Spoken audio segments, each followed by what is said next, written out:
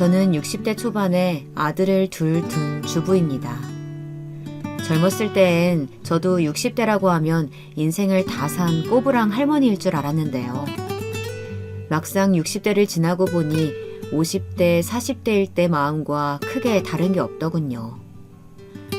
다만 제게 일어나는 모든 일에 있어서 조금 더 너그러워지고 초연해지는 여유가 생겼다는 점이 가장 큰 변화라고 할 수 있겠네요. 하지만 그런 저에게도 감당하기 어려운 고난이 찾아오는 바람에 힘든 시간을 보내야만 했습니다. 이번 유튜브 사연으로 그 이야기를 꺼내보고자 합니다. 부족한 글솜씨니 마음 편안히 들어주셨으면 해요. 저는 충청도 한 시골에서 남편과 함께 인삼밭 농사를 지어왔습니다. 20대까지만 해도 다른 도시에서 직장을 다니던 저였지만 사촌의 중매를 통해 지금 이곳 마을이 고향이던 남편을 만나 정착하게 되었죠. 뜻하는 대로 흘러가지 않는 게 인생이라고 하지만 어릴 적 제가 시골에서 농업을 하게 될 거라고는 생각 못했습니다. 그건 타고난 농사꾼들만 할 수 있는 일이라고 여겼으니까요. 그런데 뜻하지 않게 남편을 따라오게 되었고 어느새 저도 그럴듯한 농사꾼이 된 겁니다. 처음엔 안 해본 일이 없었던 것 같아요. 고추 농사나 가지 농사도 지어보고 복숭아를 키워서 과수원도 해보고요. 그 무엇 하나 쉬운 일이 없었습니다. 남편과 둘이 일궈내기엔 너무나 손이 많이 가는 일인데다가 여름만 되면 18시간씩 일해야 하는 그야말로 중노동이었으니까요. 해도 해도 끝이 없는 일에 손끝 하나하나가 갈라져 감각을 잃어가도 저는 아내이자 엄마로서 살아내야 하기에 하루하루 최선을 다하며 일했습니다. 남편은 저에게 항상 고맙다고 했지만 남편 또한 참으로 정직하고 성실한 사람이라 잠 한 번 편히 못 자고 몸이 부서질 듯 일해왔으니 저에게도 참 고마운 사람이죠. 그렇게 40년이 지나고 보니 어느새 빚을 갚고 새 집을 짓고 자식들 물려줄 재산 정도 모았네요. 그 모두가 알뜰히 써가며 구슬땀 흘려 모은 결과이기에 저에게는 지난 세월이 마치 훈장처럼 느껴집니다. 적어도 남부럽지 않게 해줄 수 있는 부모가 되었다는 생각에 뿌듯하기도 했고요. 그래서인지 제 삶의 마지막 숙제가 있다면 두 아들이 각자의 자리에서 성공해서 잘 먹고 잘 사는 모습을 보는 게 아닐까 싶어요. 자식 가진 부모라면 다 똑같겠지만 저에게도 두 아들은 제 목숨과도 같은 존재니까요. 이 아이들을 보며 살고 있고 살아가려고 하거든요. 가난한 시골에서 태어나 그 흔한 장난감 한번 사준 적 없지만 말썽 한번 피지 않고 자란 애들이에요. 제가 못 배운 터라 제대로 된 교육도 못했지만 타고난 성향이 그런 건지 참으로 순하게 커주었습니다. 그게 저의 자랑거리이기도 했고요. 둘은 5살 터울이었는데요. 첫째는 살가우면서도 말을 잘 듣는 순종적인 아이였어요.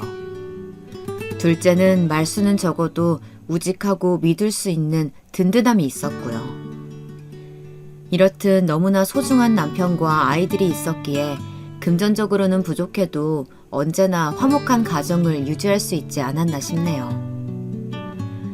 그 후 평생 꼬마아이처럼 엄마를 찾을 것 같던 두 아들은 어느새 학교를 가고 성인이 되고 결혼을 해 가정을 이뤄냈습니다. 그간의 시간들이 어떻게 흘러간지는 모르겠어요. 시간은 나보다 아들들에게 더 빨리 적용되는 게 아닌가 싶었죠. 어느새 그 둘이 각각 한 가정의 가장이 되어 있었으니까요. 첫째는 비교적 빨리 회사에 취직해 다른 부서에서 디자이너로 일하던 며느리와 만나 1년 반 전에 결혼해서 서울에 살고 있습니다. 시험을 보고 경찰이 된 둘째도 예비 며느리와 이제 곧 결혼을 앞두고 있었네요. 둘째는 근처 시내에서 일하고 있었으니 더 자주 보는 사이이기도 했고요. 첫째가 30살이 되던 해 처음으로 결혼하고 싶다며 여자친구를 집으로 데려온 날이었습니다. 그날따라 저는 유독 긴장을 많이 했었습니다. 혹여나 시골에 대한 안 좋은 시선으로 인해 우리 집에 들어오길 꺼려하면 어떡할까. 우리가 세련되지 않은 사람들이라 아들과 결혼하길 싫어하면 어쩌지. 여러 가지 생각이 들더군요. 하지만 그런 걱정은 기우였던 듯이 그 아이는 특유의 명랑함으로 우리를 친절히 대해주었죠. 이런 마을은 처음 와봤지만 도시와 다르게 자연의 따뜻하고 온화한 분위기가 마음에 든다면서요.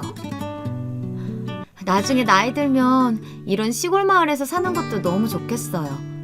원래 그런 로망 하나쯤 가지고 있잖아요. 어머님, 아버님 댁 옆에 살아도 좋을 것 같고요. 그치, 지은씨? 적당히 강단도 있고 고집도 있어 보이는 게 첫째와 잘 어울리는 아내감이라고 생각했죠. 첫째는 다 좋지만 약간은 무른감이 있어서 줏대를 잡아줄 사람이 필요한 것 같았거든요. 그 만남 이후로 첫째 아들의 결혼은 일사천리로 진행되었습니다. 그동안 모아둔 돈으로 집을 마련해 주려고 했지만 첫째가 거절하더라고요. 자신이 모아둔 돈도 있고 첫 집은 대출을 받아서 전세로 가려고 했다면서요. 엄마, 괜찮아. 요즘 다 대출받아 사는데요. 뭐 안 도와주셔도 돼요. 아니다. 엄마 아빠의 성이야. 젊은 너희들이 돈 모으는 거 쉽지 않을 텐데 벌써부터 빚내면 안 되지 않니? 고마워요, 어머님. 이 은혜 잊지 않을게요. 역시 우리 어머님 배포가 크셔. 그래도 자식이 결혼하는데 부모가 되어서 손 놓고 있을 순 없으니 반 정도는 보태주었습니다. 첫째는 너무나 미안해하면서도 고마워하며 꼭 갚겠다고 했지만 어차피 자식들에게 나누기 위해 모아온 돈이라 전혀 아깝지 않았습니다. 또 며느리의 살가운 모습에 기분도 좋더군요. 오히려 그때 전 제 계산보다 한참 적은 금액을 지원해준 터라 나이가 더 들고 나면 가게라도 차릴 목돈을 물려주기로 염두에 두었죠. 둘째는 사실 결혼을 안 할 줄 알았어요. 워낙 애가 숫기가 없어서 연애와는 담을 쌓았거든요. 그런데 중학교 동창을 다시 만나더니 이렇게 식을 올리게 된 거죠.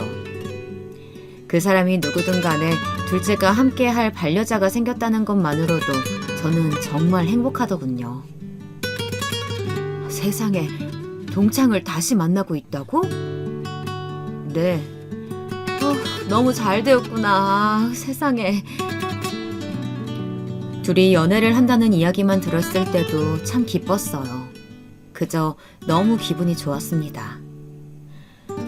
결혼이 삶의 종착역은 아니지만 그래도 내 자식들만은 일생을 외롭지 않도록 결혼하는 걸 봐야 마음이 편할 것 같았거든요. 어찌됐건 여기까지가 제가 걸어온 길고도 짧은 길입니다. 고단한 삶이었지만 순탄하다면 순탄한 일상이기도 했죠. 하지만 문제는 예상치 못한 시기에 갑자기 저를 덮쳐왔습니다.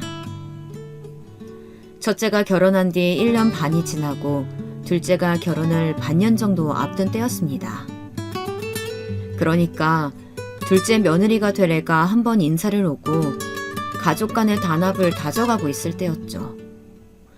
처음 둘째 며느리가 될 애가 저희 집에 인사를 왔는데 글쎄 첫째 며느라기가 조금 시기 질투를 하는 것 같더라고요.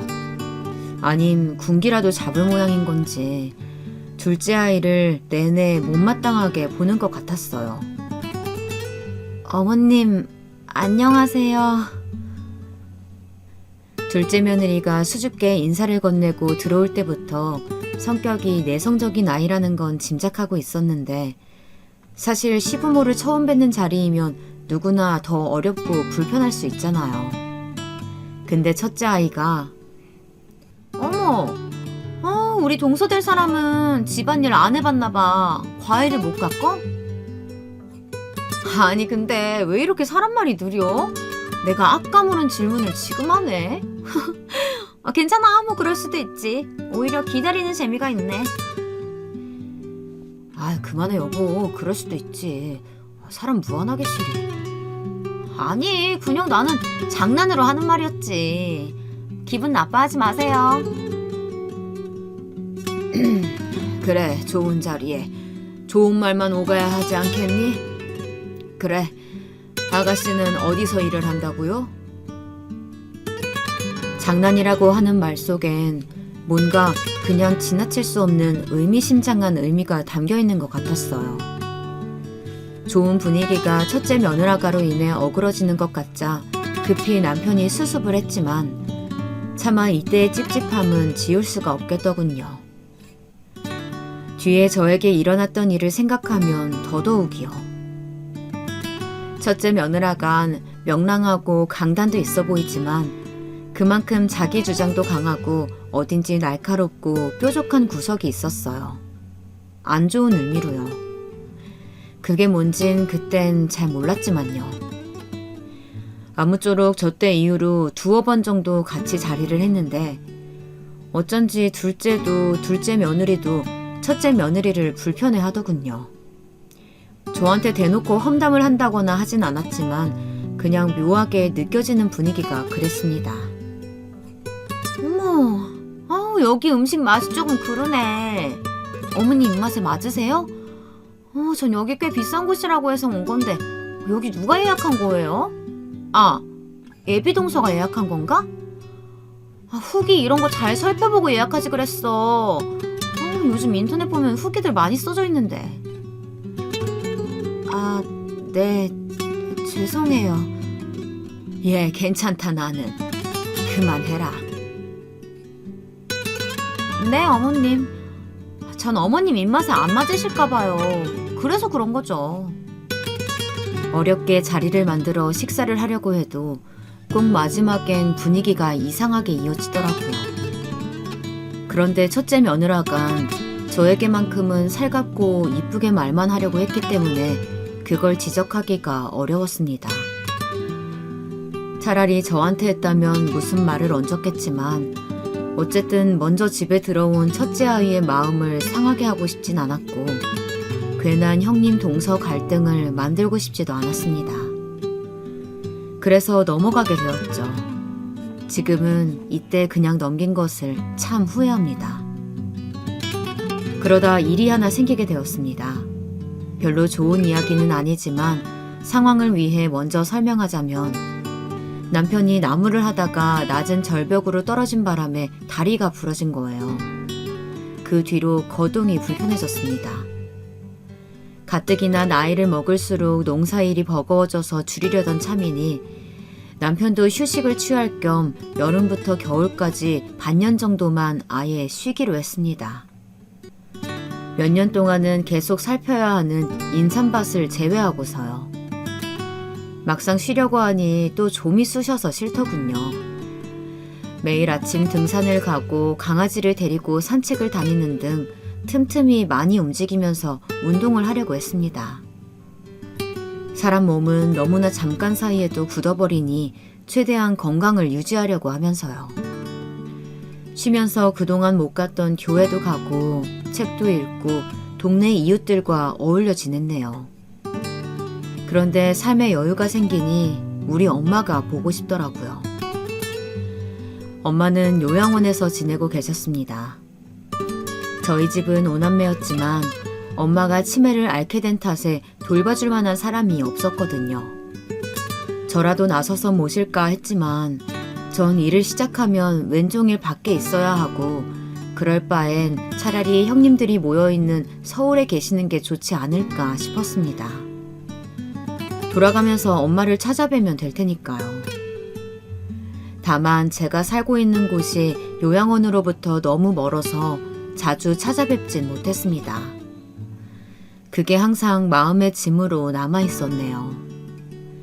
항상 1년에 한 번 겨울에만 찾아뵈었는데 이렇게 쉬게 된 참에 한 달에 한 번씩은 찾아뵙기로 한 거예요. 남편이 함께 갈 수 없으니 그때부터 혼자 기차를 타고 서울을 오가며 엄마를 만나고 왔습니다. 그리운 엄마는 자주 못 만나는 사이 많이 수척해져 있었고 이전보다 더 어린 아이가 되어 있었습니다. 엄마, 나왔어요. 그래. 왔니? 아이고. 제 얼굴도 잘 못 알아봤지만 다행히 이따금씩 정신이 들어 제 이름을 몇 번이나 부르곤 하셨네요. 희미한 목소리지만 그 한 글자 한 글자가 얼마나 감격스러웠던지. 저도 이젠 할머니가 되었지만 엄마 앞에선 여전히 사랑을 바라는 어린 딸이 되더라고요. 그렇지만 자식을 위해서 평생을 헌신하고 살아오신 분인데 이렇게 혼자서 침대에 누워있는 모습을 보니 죄송스러운 마음이 더 컸네요.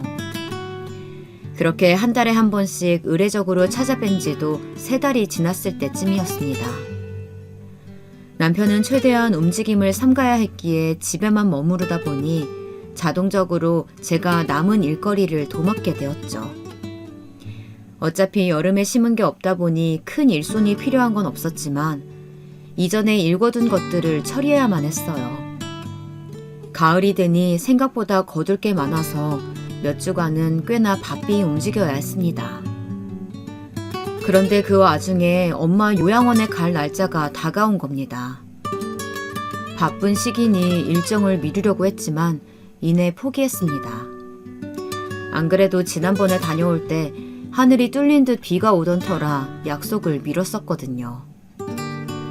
그랬더니 요양원 쪽에서 급히 연락이 와서는 엄마가 울고불고 난리를 친다는 겁니다. 막내딸이 오늘 오기로 약속을 했는데 오지 않았다면서 찾아달라고 그런 거라고 하더라고요. 그 이야기를 듣는 순간 말문이 막히고 어찌나 죄송스럽던지 전화를 끊고서 허겁지겁 둘째에게 데려다 달라고 부탁해 곧바로 서울로 향했습니다. 저에겐 수많은 일정 중 하나지만 그게 엄마에겐 얼마나 소중한 약속이었을지 생각을 못했던 거예요. 그날 요양원에 도착하자마자 엄마를 꼭 깨워놔줬던 기억이 선명하네요. 그래서 이번에도 약속을 변경하지 않고 다녀오기로 한 겁니다. 하지만 하필이면 그날 새벽부터 할 일이 많아서 오전 기차를 놓쳐버리게 되었어요. 할 수 없이 오후 차를 타고서 서울로 향했습니다. 부끄럽지만 일을 하고 바로 출발한 터라 꼴이 말이 아니긴 했어요. 제대로 씻지도 못하고 옷만 대충 갈아입은 채요. 올라가는 기차 안에서 급한 대로 정돈하긴 했지만 평소 때와는 차이가 있었을 거예요. 올라가자마자 엄마를 만나고 나서 이런저런 이야기를 나누다 보니 어느새 늦은 저녁이 되었더라고요. 뒤늦게 집으로 올라가려니 오전에 무리해서인지 몸은 이미 녹초가 됐고 밤은 깊어져서 난감하더라고요. 염치 없지만 어쩔 수 없이 첫째에게 연락을 하게 됐습니다. 이전에도 외할머니 요양원 가게 되면 본인 집이 근처니 와서 자고 가라고 몇 번이나 말했었거든요. 하룻밤만 신세지자는 생각으로 연락을 해보았더니 고맙게도 바로 오더라고요. 첫째 집은 예전에 첫 이사했을 때 잠시 들린 것 말고는 처음이었습니다. 첫째 며느리와는 자주 보지 못했어도 때 되면 가끔씩 전화통화를 하거나 문자를 주고받곤 했었거든요. 흔히 말하는 딸 같은 며느리와 친엄마 같은 시어머니 관계는 아니어도 속정이 있는 사이라고 생각했죠. 그래서 제가 하룻밤 묵는 걸 가볍게 생각했던 것 같네요. 이게 저의 실수라면 실수였던 것 같습니다. 첫째 집에 도착하고 나니 며느리가 반갑게 맞이하더라고요. 어머니, 지은 씨한테 이야기 들었어요. 너무 잘 오셨어요. 근데 집을 깔끔하게 못 치워서 죄송해요. 어머니 집이라고 생각하고 푹 쉬다 가세요. 아휴, 고마워라. 이렇게 갑자기 오게 돼서 다은이 너한테 너무 미안하네. 신세지고 싶지 않았는데. 아유, 그런 말씀을요. 오히려 잘 됐어요. 밤늦게 돌아가시면 위험하셨을 테고 이렇게 된 거 아들 집도 구경하시면 좋잖아요. 고맙다. 고마워. 빈말이라도 먼저 나서서 반겨주고 챙겨주는 며느리가 너무나 고맙더군요. 저는 샤워를 마치고서 아들 부부와 함께 이런저런 이야기를 나누었습니다. 저는 그동안 제가 남편과 둘이 지내며 있었던 소소하고 소박한 하루 일과들, 지난 시간 동안 마을에서 일어난 수많은 자연 변화와 여러 볼거리들에 대해서 말해주었죠. 괜스레 걱정할까봐 요양원을 오가며 엄마와 있었던 일에 대해선 이야기하지 않았지만요. 아들 쪽 이야기도 들어보니 그 부부도 열심히 살고 있었던 것 같더라고요. 둘은 같은 회사를 다니고 있었는데 회사 상황이 점점 안 좋아져서 부업으로 할 만한 다양한 일을 알아보고 있다고 했어요. 며느리가 인테리어 일을 하니까 그 전공을 살려서 카페 창업 쪽으로 생각한다고요. 카페를? 네, 어머니. 아무래도 회사가 혹시나 상황이 안 좋아지면 그럴 때를 대비해서 하나 창업을 해두면 좋을 것 같아요. 제가 전부터 카페에 관심도 많았거든요. 돈이 조금 문제이긴 한데 사실 회사 월급이 빤하니까요. 그래도 뭐 어떻게든 되겠죠. 그래, 다 때가 있는 거니까 기다려보자꾸나. 네. 근데 그 때라는 게 언제 올지 참 모르겠네요. 돈이 있어야 때도 오는 건데 말이죠. 그저 나이든 시골 할머니로선 아들과 며느리가 하는 이야기가 무슨 말인지 정확히 알아듣지 못했지만요. 이런저런 생각이 많은 것 같기에 먹고 사는 걸 걱정하는 건 모두가 같은 고민이니 제가 해줄 수 있는 조언을 해주기로 했어요. 대화 중간중간 며느리가 둘째가 하고 있는 일에 대해 묻기도 했지만 저도 자세히는 몰라서 대답해주긴 어려웠습니다. 며느리가 말하길 도련님은 말투가 너무 딱딱하고 경직돼서 대하기 어렵다고 하더라고요. 살가운 첫째와는 전혀 다르다면서요. 그래? 네, 어머님. 저는 좀 어려워요. 아무래도 벽이 느껴지더라고요. 그런가? 나는 내 자식이니까 잘 몰랐네. 낯을 좀 가려서 그런 것 같기도 하고. 그리고 우리 동서 될 사람 있잖아요. 예비 동서도 조금 뭐랄까 사람이 눈치가 없달까? 그런 것 같더라고요. 눈치가 없다고? 네. 어머님은 모르시는구나. 글쎄요. 제가 그날 예비동서 온다고 하루 종일 일했잖아요. 근데 옆에서 거들 생각조차 안 하더라고요. 그 모습 보고 솔직히 좀 놀랐지 뭐예요. 어머님은 뒤에서 일어나는 일이라 모르셨을 거예요. 아무튼 전 그래서 그런지 그때 이후로 동서를 제가 잘 단단히 교육시켜야겠다고 생각해두고 있어요. 어머니는 신경 쓰실 거 없어요. 제가 다 알아서 할게요. 네. 그러면서 또 험담을 시작하는데 저는 그냥 모른 척 했습니다. 그게 집안의 화목을 위한 거라고 여기면서 말이죠. 그리고 그렇게 조금 지친 대화를 나누다가 고단한 몸을 이끌고 이만 잠에 들기로 했습니다. 아들 부부에겐 깜빡하고 말 못했지만 내일 일찍 내려갈 예정이었거든요. 남편이 걱정돼서 오래 자리를 비울 수가 있어야 말이죠. 아들이 안내한 빈방에 들어가 남편에게 안부 전화를 했어요. 그리고선 누웠는데 잠자리가 낯설어서 그런 건지 몸은 피곤하지만 막상 잠이 안 오더라고요. 그렇게 한참을 뒤척이다가 목이 타서 물이나 마실까 하고 거실로 나왔습니다. 내일 출근할 텐데 혹여나 저 때문에 깰까 주변을 더듬거리면서 조심히 걸어갔죠. 그런데 안방 쪽에서 말다툼하는 소리가 들리는 겁니다. 내가 낄 일은 아니다 싶어서 모른 척하고 컵에 물을 따르고 있었어요. 물이 은은하게 쪼르륵 떨어지는데 그 그 소리 사이로 며느리의 한마디가 들린 겁니다. 작은 목소리였지만 너무나 선명하게 들려왔어요. 그래서 어머님은 언제 간대? 저는 설마 제 이야기인가 싶어서 천천히 안방 쪽으로 걸어갔습니다. 그냥 끝까지 모른 척 했다면 그 후엔 지금과 아예 다른 상황이 펼쳐지고 있을지도 모르겠네요. 하지만 그때 당시 저는 혹시 제가 민폐되는 일을 한 걸까 겁이 났어요. 그래서 꼭 그 이야기를 듣고 싶었던 것 같습니다. 제가 안방 틈 사이로 들었던 대화는 정말로 아들 부부가 한 말이 맞는지 아님 또 다른 사람이 있는 건 아닌지 의심할 정도로 상상하지 못한 이야기였습니다. 차마 다시 떠올리는 것조차 두려운 일이지만 두 사람의 대화는 분명 이런 내용이었습니다. 그래서 어머니는 언제 간대? 모르겠어. 아마도 오래 계시진 않을 거야. 지금 시골에 일도 많으니까. 아니, 그래서 그게 정확히 언제냐고.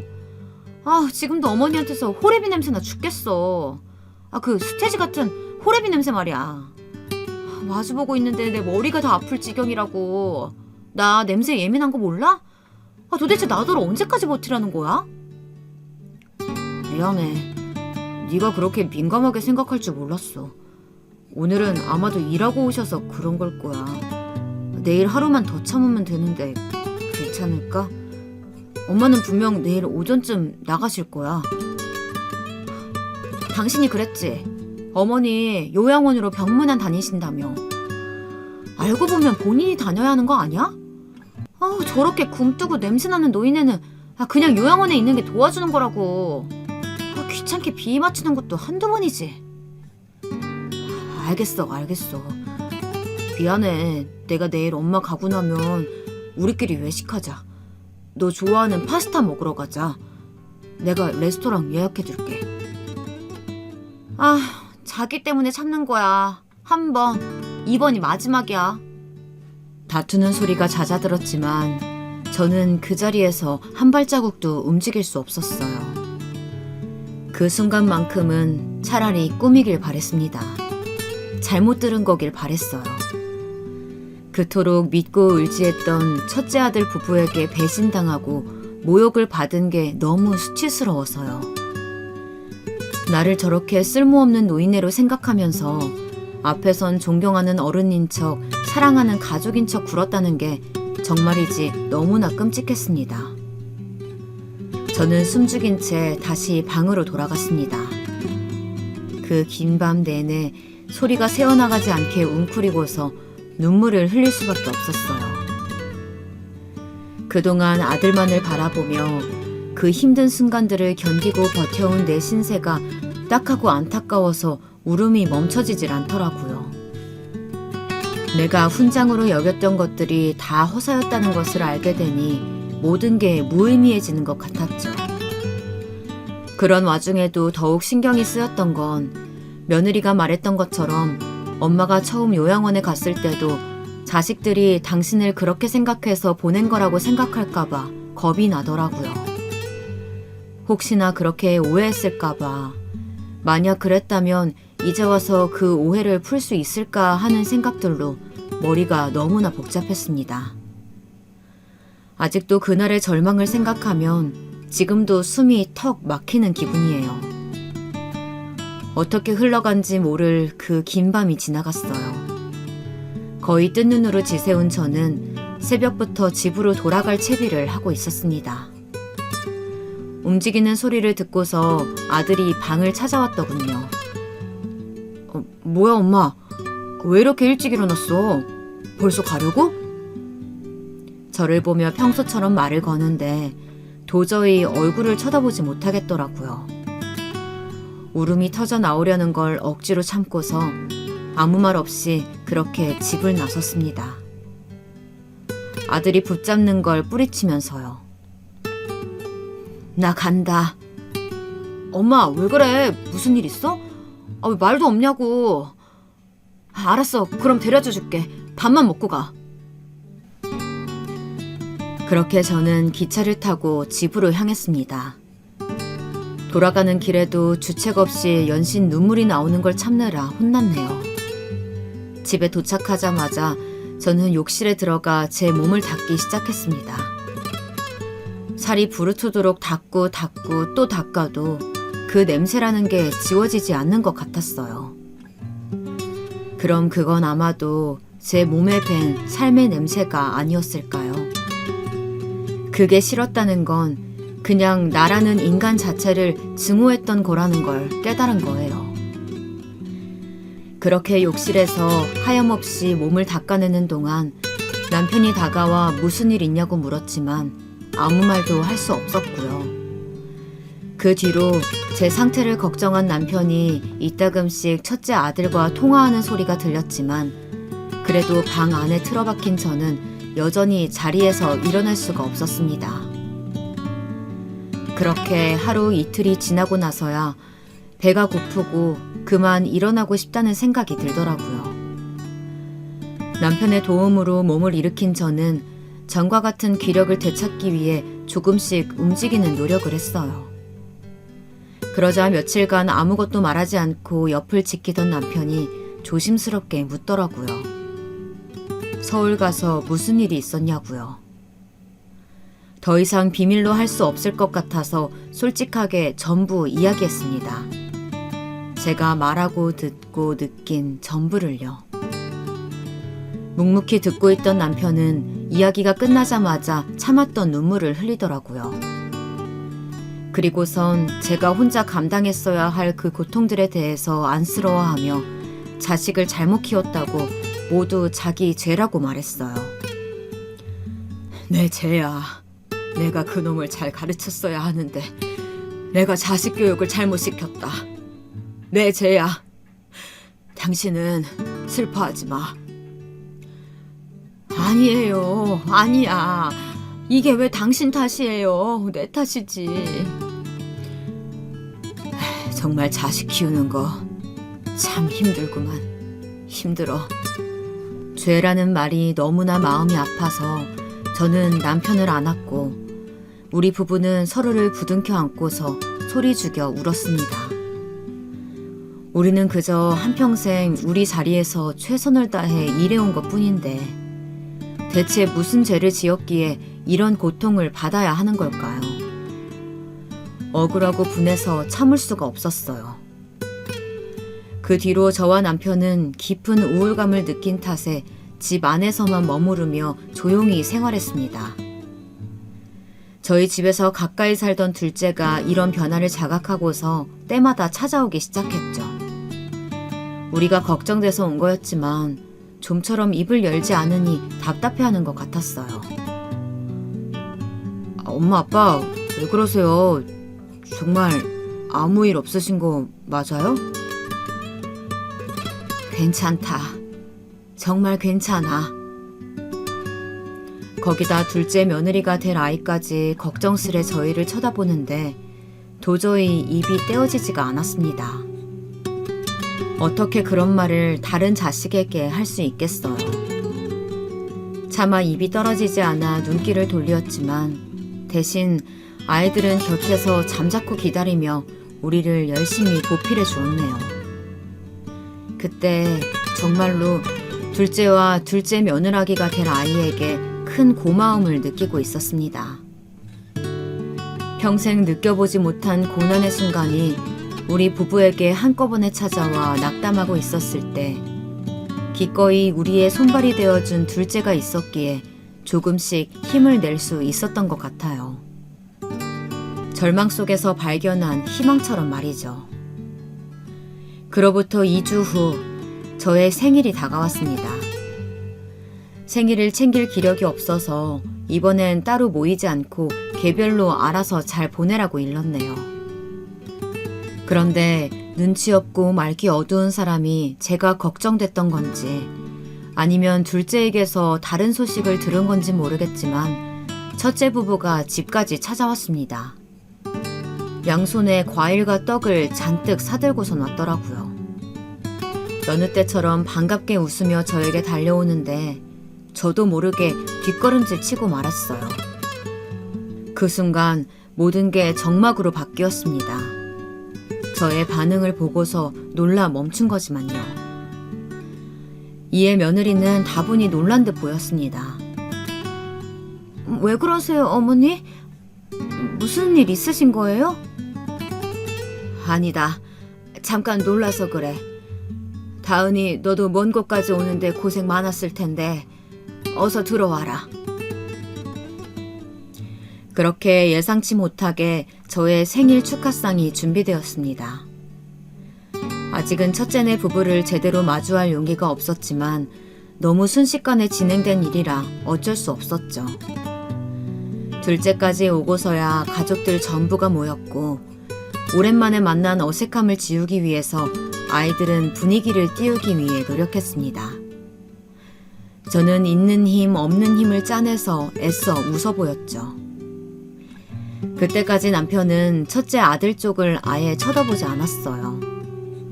크게 화를 내려는 걸 제가 옆에서 계속 말려서 멈출 수 있었습니다. 오늘 같은 날은 우선 넘기자고요. 그런데 문제는 다 함께 저녁을 먹고서 과일을 먹을 때 발생했습니다. 과일을 하나 집어서 먹으려는데 갑자기 첫째 며느리가 짠 하는 효과음을 내더니 선물 상자를 내밀더군요. 생신 축하드린다면서 가장 해맑은 얼굴로 선물을 준 거였어요. 저는 이번에도 애써 미소 띈 얼굴로 선물을 받아들었습니다. 그리고 조심스럽게 풀어본 그 순간 저는 또다시 얼어붙고 말았네요. 며느리가 준비한 선물은 향수였습니다. 제가 향수를 보며 아무 말도 못하고 있는데 며느리가 옆에서 신이 나 설명을 이어가더라고요. 어머니, 제가 어머니 위해서 고르고 고른 향수예요. 이거 엄청 인기 좋은 제품이거든요. 힘들게 일하시고 나서 이 향수 가볍게 한번 뿌리고 나면 새 옷 입은 것처럼 산뜻하게 바뀔 거예요. 어때요? 좋죠? 그렇겠구나. 그렇게 말하는데 한편으로는 그때 아들 집에서 들었던 목소리가 같이 떠오르더라고요. 지금도 어머니한테 호레비 냄새나 죽겠어. 그 수태지 같은 호레비 냄새 말이야. 마주보고 있는데 머리가 다 아플 지경이라고. 나 냄새에 예민한 거 몰라? 저는 그 어지러운 목소리들을 더 이상 참지 못하고 향수가 담긴 상자를 바닥에 던져버렸습니다.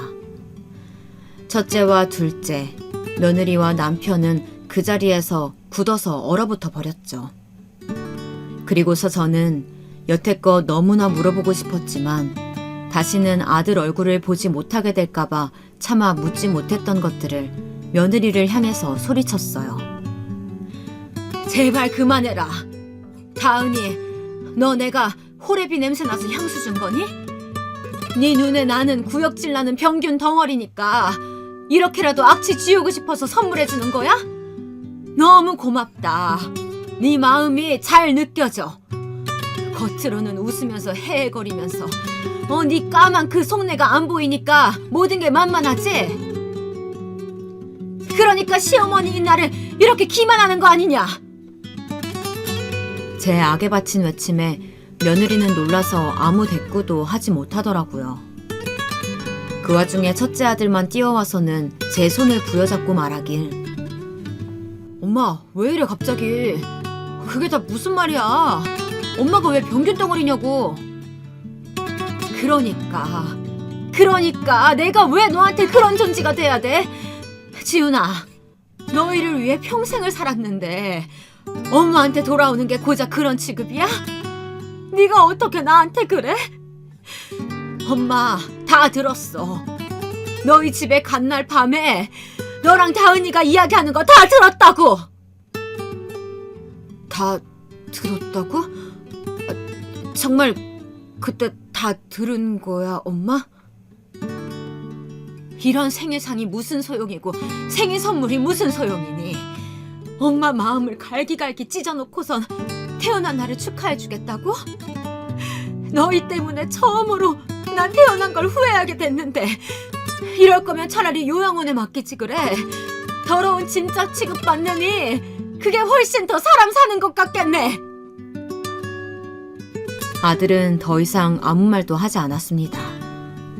그래요. 자기가 사람이라면 어떤 대답도 할 수 없었겠죠. 제 울부짖음에 둘째는 어느 정도 상황 파악이 된 듯 아직도 제 손을 붙잡고 있던 첫째를 제게서 떨어뜨려 놨습니다. 남편은 아들과 며느리에게 크게 호통치며 꾸짖는 것 같았습니다. 그러자 며느리가 그제야 저에게 와서 말하더라고요. 죄송해요, 어머니. 들으라고 한 이야기는 아닌데 들으셨다니 우선 사과는 드릴게요. 그런데 솔직히 어머니도 너무한 거 아니에요? 그날도 저희 상황 어려운 거 말했는데 끝까지 도와주겠다는 말씀 한 번 없으셨잖아요.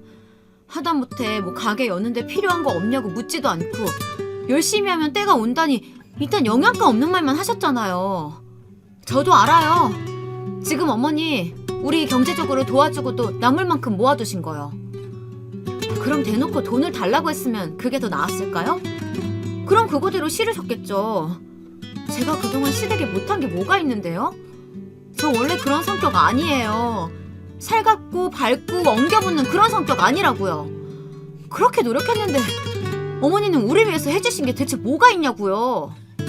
이 광경을 바로 옆에서 지켜보던 첫째는 저와 며느리 사이에 서서 싸움을 말리지도 멈추지도 못한 채 안절부절 못하고 있었어요. 그 모습을 보며 아, 저래서 그동안 붙잡혀 살았구나 싶더라고요.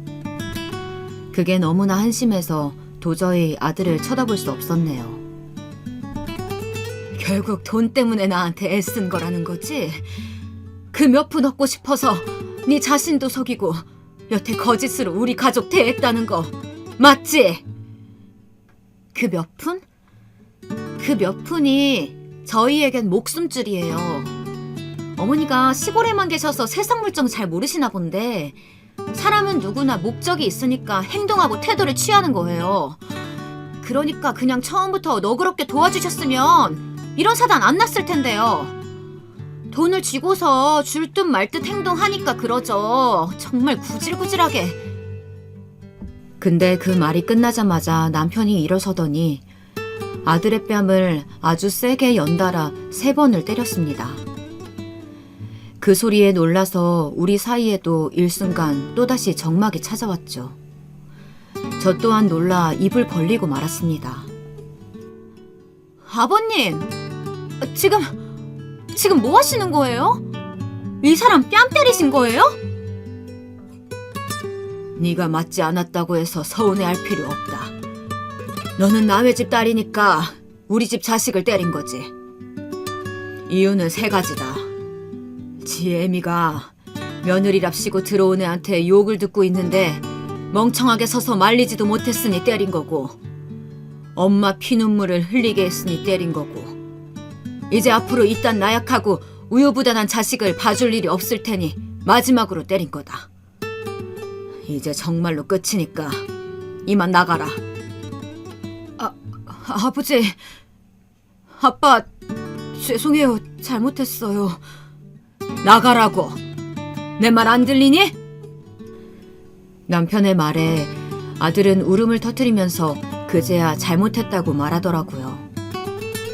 그러자 며느리가 일어서서 아들을 억지로 일으켜 세워서 나가버렸습니다. 아들은 멍청하게도 또다시 질질 끌려가고요. 아무래도 거부할 수 없는 무언가가 있는 것처럼 아들은 며느리를 따랐습니다. 둘 사이에 어떤 이야기가 오가고 어떤 위로와 명령을 주고받았는지는 모릅니다. 다만 2사람은 그렇게 건너올 수 없는 강을 떠났고 가족으로서 끝을 맞이한 겁니다. 물론 피가 섞인 아들과 그렇게 말처럼 쉽게 절연을 할 순 없겠지만 이번 일로 인해서 저는 마음의 문을 닫아버리고 말았거든요. 늘 순종적이고 순진했던 첫째는 이제 정말로 아내를 선택을 한 거겠죠. 그동안 무슨 일이 있었던 거예요? 힘드시겠지만 저한테도 말씀해 주세요. 엄마, 아빠. 그게 말이다. 둘째가 그제서야 무슨 일이 있었는지 진위를 물었어요. 저는 첫째 집에서 겪었던 일을 전부 말해주었고 그동안 남편과 어떤 마음으로 지내왔는지 말해주었습니다. 그러자 둘째는 아무 이야기 없이 저를 꼭 안아주었습니다. 고생했다, 미안하다 이런 말 하나 없이요. 그런데 어쩐지 그게 더 위안이 되는 기분이었습니다. 말로 상처받은 마음에 따뜻한 포옹으로 위로를 건네는 느낌이어서요. 첫째와 며느리가 바라던 게 결국 저와 남편이 모아온 돈이었다는 걸 깨달은 저는 허탈함을 감출 수 없었습니다. 제가 첫째에게 결혼 자금을 보내면서 했던 말이 있었어요. 지금 이렇게 보태주긴 하지만 네가 원하면 이것보다 더 내어줄 수도 있어. 엄마 아빠는 언제나 너를 응원하고 너의 편으로 존재할 테니까 도움이 필요하면 말해라. 그런데 아들은 이 말을 며느리에게 고지고대로 전했을 테고 둘은 그렇게 우리 재산이 탐이나 제 성격에도 맞지 않는 다정한 척을 해온 거겠죠. 자식들을 위해서 모아온 돈인데 오히려 그 돈 때문에 자식을 버리게 되는 날이 올 줄은 꿈에도 몰랐던 일이네요. 저는 더 이상 또 다른 분쟁이 일어나지 않도록 어서 재산을 처분해야겠다는 생각만 들었습니다. 그래서 저와 남편이 앞으로 노후 자금으로 쓸 돈만 남겨두고 나머지 돈을 한 통장 안에 모아두기로 했죠. 하나 둘씩 땅을 처리하다 보니 돈을 벌어야겠다는 일념하에 참 많은 곳에 손을 댔다는 걸 깨달았습니다. 이 밭들도 내 일터이자 집 같은 곳들이었으니 막상 팔면서 섭섭함을 느끼기도 했고요. 그렇게 모아보니 통장 안에는 어느새 3억가량의 돈이 모였습니다. 우리 부부가 앞으로 먹고 살 돈을 제외했으니 제 기준으로서 이 정도면 꽤나 많이 모아뒀다고 생각되더라고요. 그 모아둔 돈에서 조금 떼서 엄마 요양원 병원 침실도 바꿔드렸어요. 집으로 데려올 수는 없지만 그렇게라도 조금 더 편히 모시고 싶은 마음이었습니다. 남은 빚은 앞으로 살면서 더 자주 찾아뵙는 걸로 갚아 나가야겠죠. 제가 엄마를 버렸다고 생각 들지 않게 사랑하는 마음을 담아서 가려고 합니다. 그리고 나서 얼마 후 남편이 첫째 부부와 둘째 예비 며느리를 집으로 불렀습니다. 첫째 내외와 그 일이 있은 지 정확히 3달 만의 일이었습니다.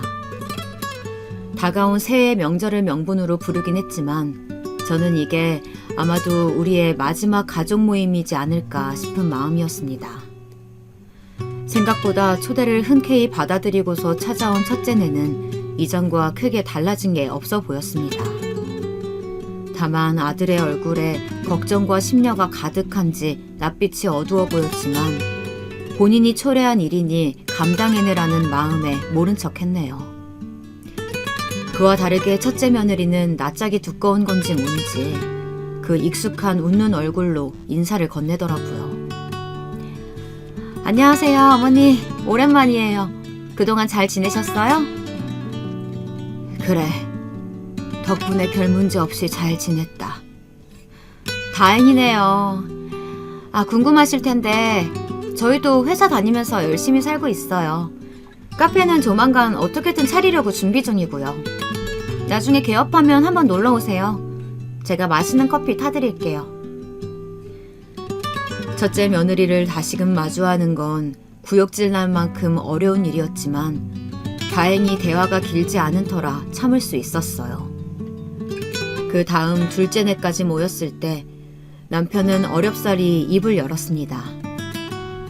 자, 그간 우리 가족의 불화가 어디서부터 시작됐냐 하면 나와 너희 엄마는 바로 이 재산 때문이라고 생각했다. 우리를 구해줄 이 돈이 오히려 우리를 해하고 멀어지게 할 줄은 꿈에도 몰랐다.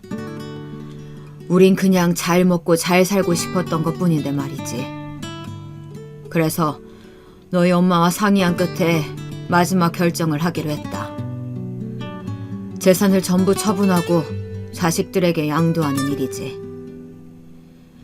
그리고 우리는 둘째에게 모든 재산을 넘기기로 했다.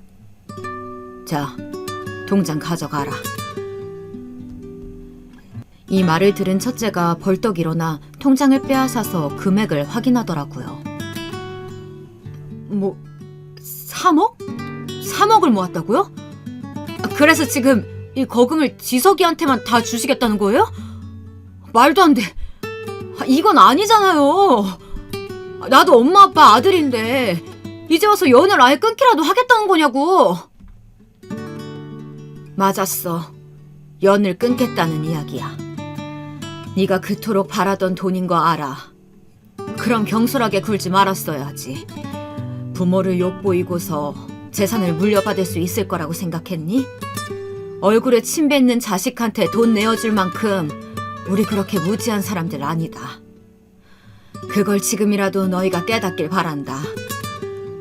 엄마 제정신이야? 정말 제정신이냐고. 내가 장남이야. 내가 이 집 장남이라고.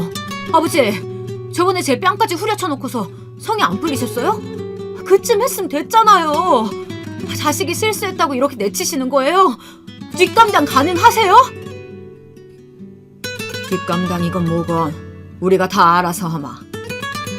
그러니 넌 이제 그만 나가주겠니? 더 이상 소란 피우지 말고. 흥분한 아들을 붙잡고서 이렇게 이야기하는데 며느리가 갑자기 무릎을 꿇고서 흐느끼기 시작하더라고요. 처음엔 얘가 왜 이러나 당황했지만 일으켜 세우거나 말리진 않았습니다. 이젠 대체 무슨 이야기를 하는지 궁금하기도 해서요. 역시나 며느리는 궤변을 늘어놓기 시작했습니다. 어머님, 아버님, 일단 결정하셨다면 돈이 얼마든 원하는 대로 처리하세요. 저는 저에게 주어진 상황 속에서 열심히 살아가면 되니까요. 그런데 저는 사실 저번 일을 오늘 꼭 사과하고 용서 구하고 싶어서 온 거거든요. 그것만은 알아주셨으면 좋겠어요. 어머님 이야기했던 것도 전부 진심이 아니었고 어쩔 수 없는 상황이 만들어낸 저의 오만함 정도로 받아들여줬으면 좋겠어요. 다은아, 나는 어쩔 수 없니 오만함이니 그런 말들 어려워. 그래서 그냥 그게 너의 진심이라고 생각하려고 한다. 그리고 돈은 욕심 없다는 말로 들리니까 다행인 것 같네. 우리 모든 땅 팔아 번 돈 다 저기 있거든. 지석이 결혼 자금으로 알뜰히 잘 쓸 수 있도록 옆에서 응원만 해주거라. 이 말을 듣자마자 며느리 얼굴이 울긋불긋해지더니 또다시 첫째를 데리고 나가려 하더라고요.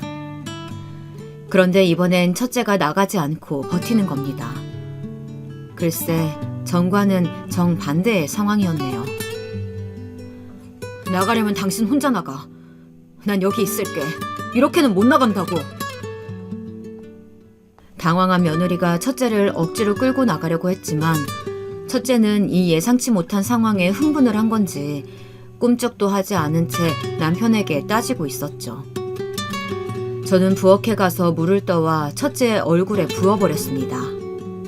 아무리 돈에 눈이 멀어도 그렇지. 이제 남은 한 명 네 편까지 외면할 거냐고요. 첫째는 그제야 정신을 차렸는지 아무 말 없이 젖은 얼굴만 닦다가 이내 빠져나갔습니다. 둘째와 예비 며느리만이 그 아수라장이 된 자리를 조용히 정리했고요. 엄마, 괜찮아요? 괜찮다. 형이 저럴 줄은 몰랐네요, 저도. 한숨을 푹 쉬던 둘째는 제가 안쓰러웠는지 그날 밤새 제 곁을 지켜주었습니다. 그리고 한바탕 난리가 지나고 나자 거짓말처럼 평화가 찾아온 듯 했어요. 저와 남편은 매일 손을 잡고 뒷산을 걷는 운동을 하기 시작했습니다. 그러다 보니 남편의 거동도 조금씩 편해지기 시작하더라고요. 그 시간 동안 대화할 기회도 늘어나면서 남은 노년을 즐기기 위해 각자의 꿈에 대해서 몇 날 며칠 이야기하기도 했어요. 근데 여기서 한 가지 예상치 못한 일이 있었네요. 둘째가 그간 화를 많이 참았던 건지 저한텐 내색을 하지 않았는데 자기 형을 찾아간 겁니다. 그리고 한바탕 크게 소동을 일으켰다네요. 그 소동은 다시 저희에게로 돌아와 첫째는 둘째가 자기를 주먹으로 쳤다면서 그런 자식은 동생도 아니라고 고소를 하겠다고 했습니다. 엄마, 어떻게 할래? 나 이 자식 고소할 거야. 엄마가 선택해. 고소 막고 싶으면 돈으로 막아. 안 그럼 나 얘 깜빡 넣어버릴 테니까. 객기 어린 한마디에 전 고개를 절레절레 저었습니다. 내 아들이 어쩌다 이렇게 된 건지 아니면 원래 이런 아이였던 건지 너무나 황당하고 비참한 기분까지 들었습니다. 근데 거기다 첫째 며느리도 이 연극에 가담하기로 한 작정인지 처음에는 제게와 무릎을 꿇고 빌더랍니다. 자기가 정말 잘못했다, 사죄드린다, 저를 봐서라도 이 사람 용서해달라, 장남이지 않냐. 서두가 참 길었습니다. 결국 마지막으로 요구할 건 재산이면서 말이죠. 솔직히 조금 흔들리기도 했습니다. 첫째 아들이 이렇게 동생과 등을 지고 산다 생각하면 부모로서 마음이 편한 건 아니었으니까요. 그걸 제가 만든 게 아닐까 싶은 일말의 죄책감도 있었고요. 며느라인 지극정성이었어요. 매일 아침 찾아와 문 앞에 무릎을 꿇고 앉아 눈물을 뚝뚝 흘려가며 용서를 빌었죠. 심지어 여기엔 예상치 못하게 사부인까지 가세했습니다. 우리 딸애가 하면 안 될 말을 한 것 같아요. 다 제가 자식 교육을 잘못 시킨 탓입니다. 그래도 봐서 아시겠지만 정말 나쁜 애는 아니에요. 아시잖아요. 한번 품어주시면 절대 배신할 아이 아닙니다. 사부인까지 이렇게 나오니 솔직히 당황스럽기도 하고 어째야 할지 모르겠더라고요. 며느린 밉지만 사부인에게 무슨 죄가 있겠어요. 하지만 이를 말려준 건 남편이었어요. 사부인에게 여기서 이러지 마시라며 강하게 나오더라고요. 자식이 잘못한 게 어떻게 그 부모 탓일 수만 있겠냐면서 직접 예의 있게 사부인을 집까지 데려다 주겠다고 하더군요. 남편의 현명한 처사였습니다. 그 덕에 사부인은 어쩔 수 없는 표정으로 돌아갔고 저는 며느리 말에 넘어가려던 마음을 접고 꿈쩍도 하지 않았습니다. 그랬는데 그 다음 날 일이 터지더라고요. 바로 자기가 더 이상은 아들과 못 살겠다며 이혼을 생각 중이라면서 호소를 하는 거 있죠. 어머님 아들 정말 요즘 단단히 미쳤어요. 제 냄새 발언은 사과드릴게요. 근데 어머님 아들 정말 제정신 아니에요. 맨날 술 먹고 돌아다니고 저 정말 이 사람 때문에 인생 망치게 생겼다고요. 어머님이 책임져 주세요. 이 사람 정신 차리게 해주시던지 아님 저 이혼해요. 요란하게 차려입고 나타나선 저한테 이혼하겠다 선전포고를 하는데 아들이나 며느리나 둘의 속셈이 너무 빤해 보이네요. 어떻게 할까 순간 고민을 하다가 그냥 경찰을 부르고 처리하게 했습니다. 엄마, 정말 경찰을 부르면 어떡해요? 왜? 못 부를 거 있니? 너 고소 그런 거 좋아하잖니? 어디 한번 해봐. 자신 있으면 해보렴. 엄마, 어머님, 저는 그게 아니고... 제 행동에 둘 다 어지간히 당황했는지 죄송하다며 떠뜸거리더니 사라지더라고요. 어이가 없었습니다. 이게 무슨 드라마 같은 일인지. 그래도 다행스러웠던 건 남편이 옆에 있었다는 겁니다. 남편이 이런저런 취미활동을 해보자며 주의를 다른 데로 돌려주더라고요. 당신 골프 배우고 싶다고 했잖아. 그거 배워볼까 같이? 그럴까요? 남편이 남편의 노력 덕에 전 다시 마음을 다스리고 살아보기로 했답니다. 아들 녀석 때문에, 며느리 때문에 제 인생 꼬였다고 생각하면 한도 끝도 없으니까요. 언젠간 철이 들겠지만 그때를 울며 기다리고 있을 수도 없는 노릇이니 신경을 끄기로 했어요. 그리고 남편과 함께 뒷산 운동 열심히 하면서 쉼을 가졌죠. 오히려 그 쉼의 시간 동안 뭔가 재충전되는 기분이었답니다. 그렇게 마음의 상처도 아들에 대한 일도 서서히 천천히 극복을 해나갈 수 있었고요. 요즘에는 어떻게 지내냐고요? 최근에는 함께 집에서 골프를 배우기로 했어요. 과연 그게 될런지는 모르겠지만요. 우리 둘째는 무사히 결혼을 했습니다. 너무 멋진 신랑과 너무나 아름다운 신부였죠. 누구보다 기쁜 마음으로 축하를 해주었는데 두 사람은 왠지 저와 남편처럼 평생 서로를 아껴주며 살 것이란 예감이 들어요. 이번 예감은 저번과 다르게 분명합니다. 그런데 혼자서 모든 재산을 물려받아서 그런지 둘째가 자꾸 남편과 저를 모시고 살겠다고 하더라고요. 아니다, 괜찮아. 우린 그냥 지금 이대로가 편해. 원래 젊은 사람들은 젊은 사람들끼리 사는 거야. 고맙지만 저희는 한사코 거절했습니다. 괜히 한 지붕 아래 둘째네 눈치를 사서 볼 거 있나요?